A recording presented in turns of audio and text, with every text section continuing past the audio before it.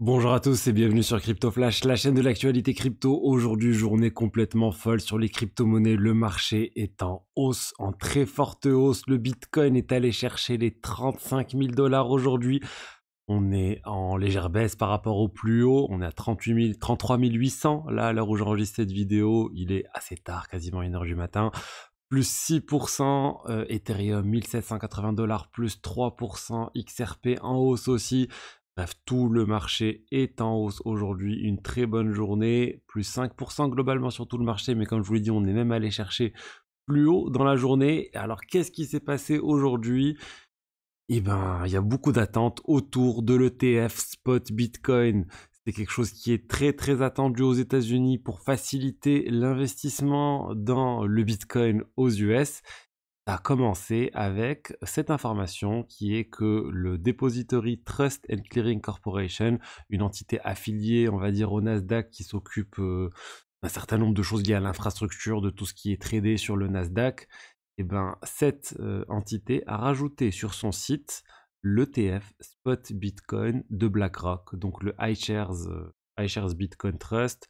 IBTC, c'est le ticker, donc le nom avec lequel l'ETF devrait être tradé. Et ça a été perçu comme un très bon signe, comme le fait que l'ETF de BlackRock serait sur le point d'être accepté. C'est pas exactement ça, et en tout cas, on n'a pas d'informations sur le fait qu'il va être accepté très bientôt, mais il y a eu d'autres choses aussi, comme quoi BlackRock allait commencer à seeder, c'est-à-dire à initier l'achat de Bitcoin dans l'ETF Spot Bitcoin. Bref, il y a un certain nombre de choses qui font que le marché commence à s'attendre à une acceptation vraiment imminente des ETF Spot Bitcoin, et notamment celui de BlackRock. Mais ça a été, il y a eu une légère panique, on va dire, dans la journée, parce que le site de dtcc.com, ils ont enlevé au cours d'aujourd'hui, ils ont enlevé le ticker IBTC, ils ont enlevé toute la ligne sur eShares Bitcoin Trust. Donc les gens se sont dit, bah non, c'était juste une erreur, la SEC a dû dire qu'il fallait pas mettre le ticker, etc. Il y a eu un petit vent de panique et ça a entraîné un peu une petite baisse. Mais après, là, il y a quelques minutes, c'est réapparu sur le site de DTCC. Donc là, je vous le montre en direct. Sur le site, vous avez bien le iShares Bitcoin Trust IBTC qui est bien sur le site. Donc, ça reste valide. Maintenant, on va voir ce qui va se passer. Est-ce qu'il va y avoir une validation rapide? Je vous dis vraiment les dernières infos, les dernières tendances, ça serait une validation globale de l'ensemble des ETF spot Bitcoin qui sont en attente. Donc les 7, 8, 9, je ne sais plus exactement combien il y en a qui doivent être validés par la SEC. C'est ce qui devrait arriver pour pas favoriser massivement l'un par rapport à l'autre. Et voilà. Et la date cible, c'est début janvier 2024. De grandes chances, 80-90% de chances que ça arrive avant le 10 janvier 2024, date à laquelle la SEC doit donner sa réponse pour l'ETF de ARK Invest.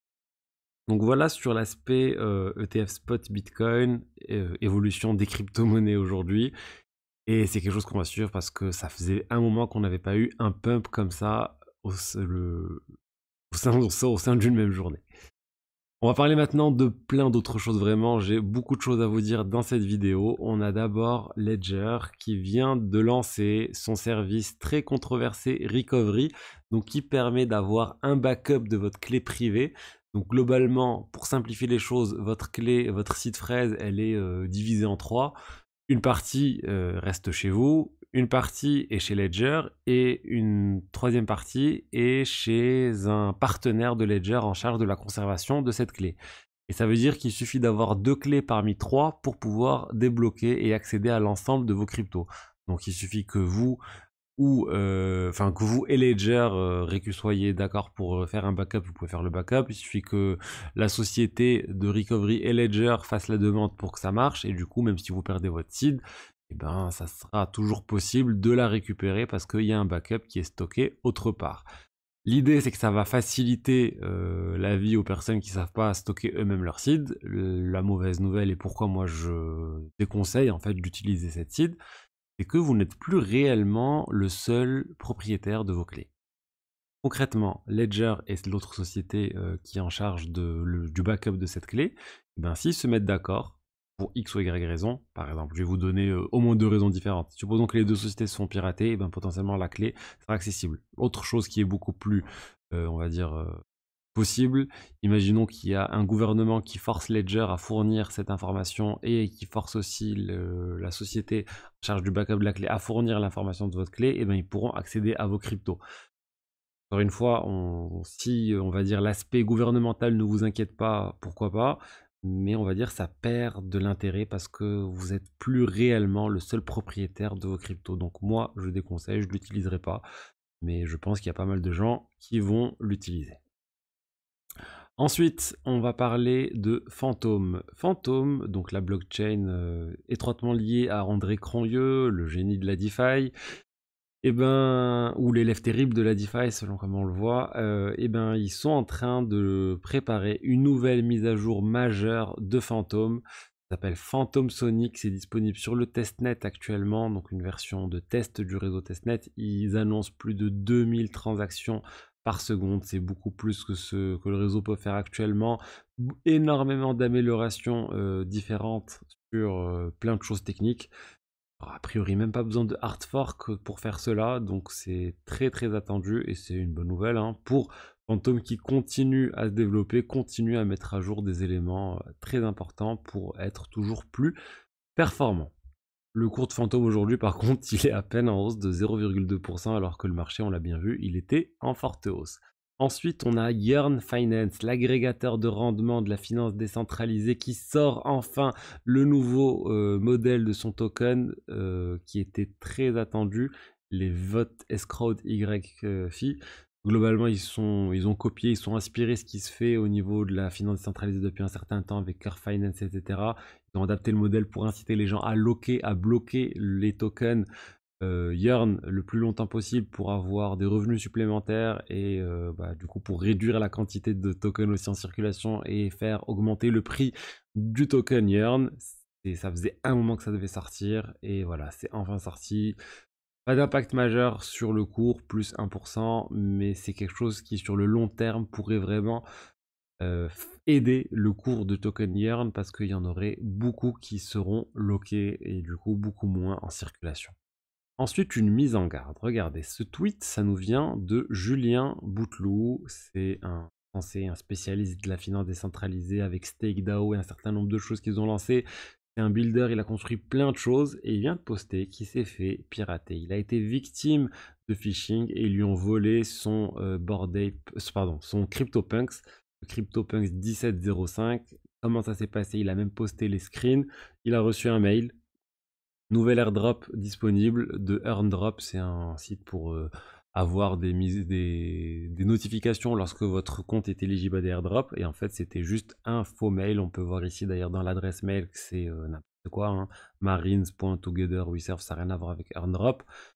Bref, le mail était plutôt bien fait. Il suffit d'être attentif quelques secondes pour tomber dans le piège. C'est ce qui lui est arrivé. Il a cliqué sur le mail, il a signé une transaction. Son CryptoPunk, c'est parti. J'ai vu dans les tweets, a priori, il a aussi perdu de l'USDC.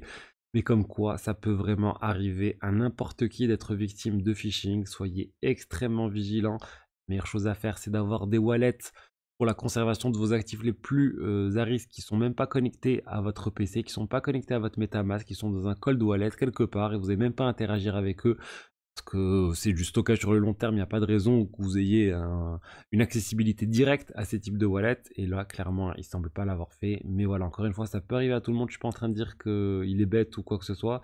Donc, clairement, ce type de choses, je le dis, ça peut arriver à n'importe qui, même si vous vous dites ça peut pas m'arriver, un petit moment d'inattention et c'est très vite arrivé.